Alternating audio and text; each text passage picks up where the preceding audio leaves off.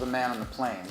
I helped control the man on the plane along with 2 or 3 other men on the plane who were, I believe, all Korean citizens. It is true that I stood up and instigated us controlling him, but he needed to be controlled because the crew had no control of him. Something like that happened, and it was happening in my language.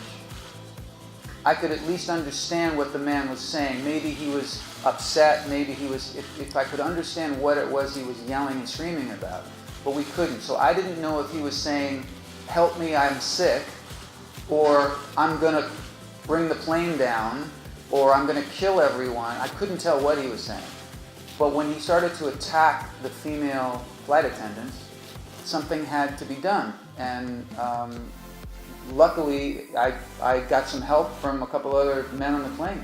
I do think, you know, I have to say, I applaud Korean Air for later changing their training policies because it needed to be done. The flight attendants on our flight were really nice, lovely young ladies who were completely ill-trained, not trained to deal with a situation like that.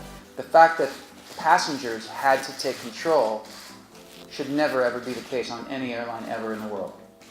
Well, I think it was stated pretty obviously. You know, when we were originally supposed to come, there were it was pretty bad tensions in this part of the world, and I have people who advise me in terms of security and travel, who advise me to not come.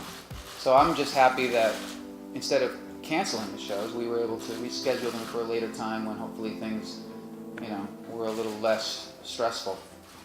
We in America are delivered the news on a constant basis.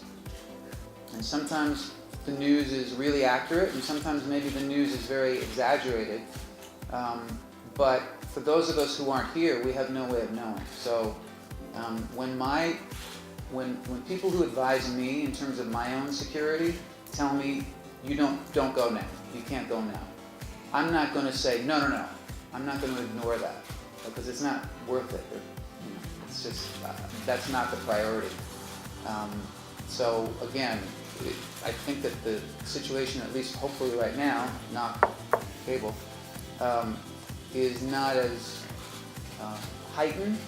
It's not as, I'm trying to think of the right word that would be easy to,